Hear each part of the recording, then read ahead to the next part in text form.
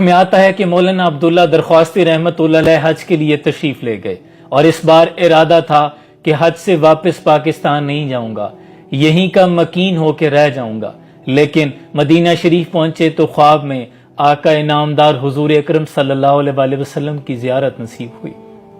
جس سہانی گھڑی چمکا طیبہ کا چاند، اس دل افروسات پہ لاکھوں سلام، جن کے آنے سے مرجھائی کلیاں کھلی، اس گلے باد محبت پہ لاکھوں سلام، جن کے آگے تنی گردنیں جھک گئی، اس خدا داد شوکت پہ لاکھوں سلام۔ حضور نے خواب میں فرمایا کہ عبداللہ یہاں دین کا کام خوب ہو رہا ہے، تم ایسا کرو کہ پاکستان چلے جاؤ اور میرے فرزند عطا اللہ شاہ بخاری کو میرا سلام کہنا اور کہنا کہ میں یہاں اپنے روضے میں تم پر بہت خوش ہوں، اور ڈٹے رہنا، میری ختم نبوت پر اسی طرح کام کرتے رہنا۔ اور عبداللہ درخواستی رحمت اللہ علیہ حج سے فارغ ہوئے تو فوراً پاکستان پہنچے اور ملتان سید عطا اللہ شاہ بخاری رحمت اللہ علیہ کے پاس حاضر ہوئے۔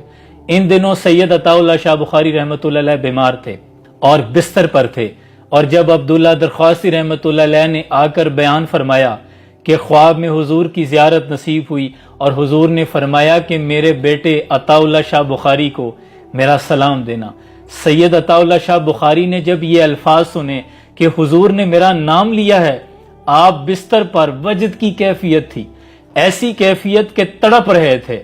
اقبال نے فرمایا تڑپنے پھڑکنے کی توفیق دے، دل مرتضیٰ سوزے صدیق دے۔ اور یقیناً جب کسی دیوانے کے سامنے آقا نامدار حضور اکرم صلی اللہ علیہ وسلم کا نام نامی لیا جاتا ہے تو جسم پھڑک جاتا ہے، اور جب دیوانے کو یہ پتا چلے کہ حضور نے میرے لیے سلام بھیجا ہے تو کیفیت کیا ہوگی ہم صرف سوچ سکتے ہیں۔ سید عطا اللہ شاہ بخاری یہ سن کر بے ہوش ہو گئے۔ جب ہوش آیا تو دوبارہ پوچھا کہ کیا آقا نے میرا نام لیا تھا؟ تو عبداللہ درخواستی رحمت اللہ علیہ نے فرمایا کہ ہاں، حضور نے تمہارا نام لیا تھا۔ قربان جاؤں، ہاتھ چوم لوں، گلے لگاؤں، میں حضور کی باتیں کوئی سنائے تو۔ سید عطا اللہ شاہ بخاری وہ ہیں جو اسیران ختم نبوت رہ چکے ہیں، اور آپ نے ختم نبوت کے تحفظ کے لیے بہت سی قربانیاں اور بڑی سزائیں بھی جھیلی ہیں، بڑی دفعہ جیل کاٹی ہے۔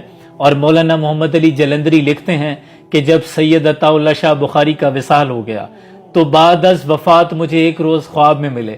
میں نے پوچھا کہ عطا اللہ قبر کی منازل کو کیسے پایا، حساب کتاب کو کیسے پایا؟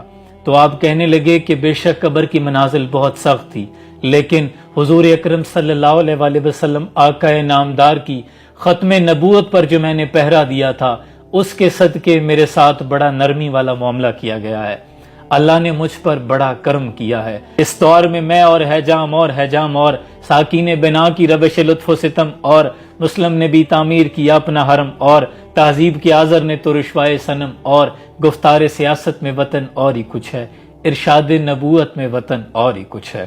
بازو تیرا توحید کی قوت سے قوی ہے، اسلام تیرا دیس ہے اور تو مصطفی ہے۔ سلام پہنچے۔